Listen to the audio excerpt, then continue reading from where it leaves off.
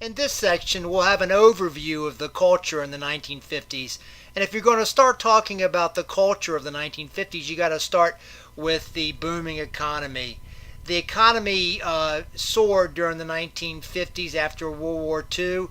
You see the gross national product more than doubling. You see things like the average work week drop from 44 hours to 41 hours.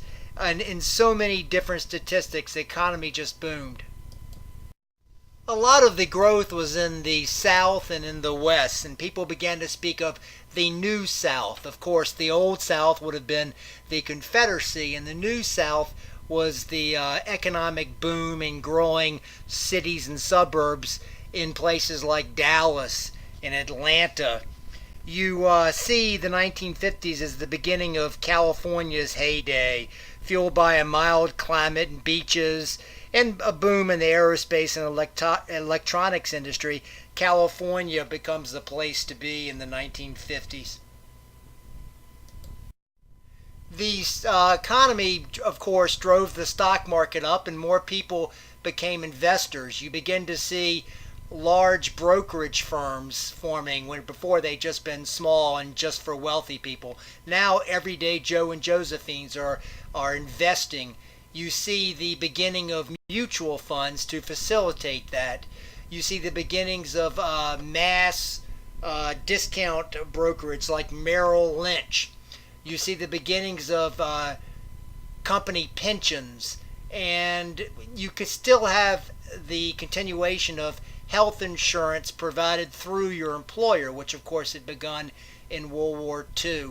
You really see the beginning of 2-week paid vacations, which are absolutely unheard of before the 1950s. The 1950s, like the 1920s, was a very consumer-oriented era. People were buying a lot of stuff, and this was facilitated when we see the first credit cards coming out. Of course, like the 1920s boom, what helped drive the boom in the 1950s were a whole number of new inventions or improvements of older inventions. Things like the introduction of the power lawnmower and more modern washers and dryers or more modern dishwashers, more effective vacuum cleaners. You have new power tools. All of these things were sort of mass produced and mass marketed and created a whole economy around them. Healthcare dramatically improved in the 1950s. One of the best examples was Jonas Salk curing polio, one of the most feared diseases of its age, and of course the disease that had ravished Franklin Roosevelt. Of course, a major engine of the booming economy was the baby boom. After the war, the men returned home and their families had children.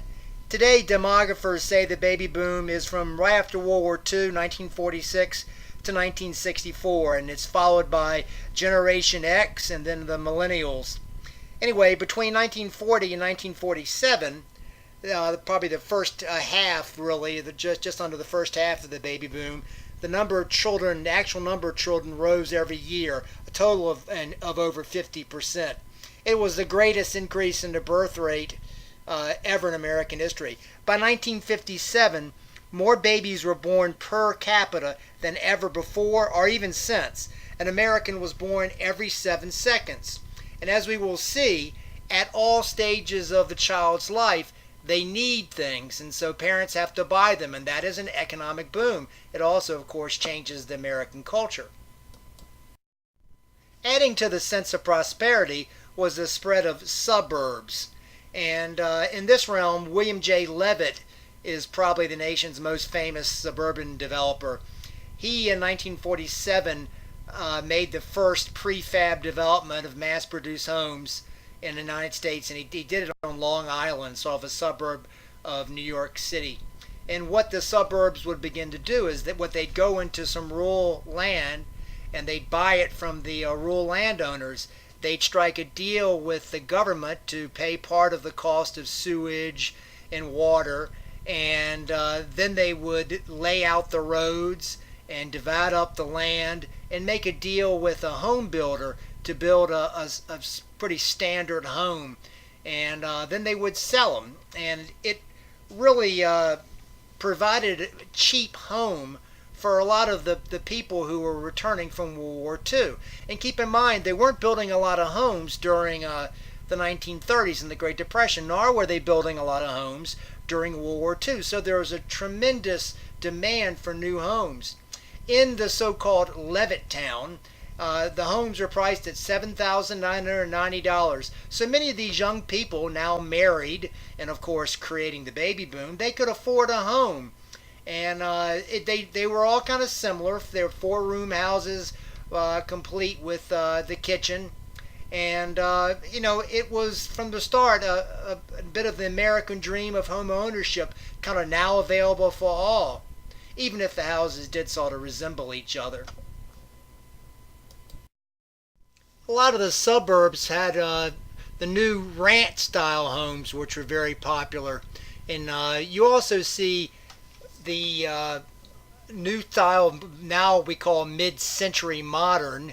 It used a lot of different materials and included a lot of glass, but you can still see these around today. This concludes the section on the booming economy and culture.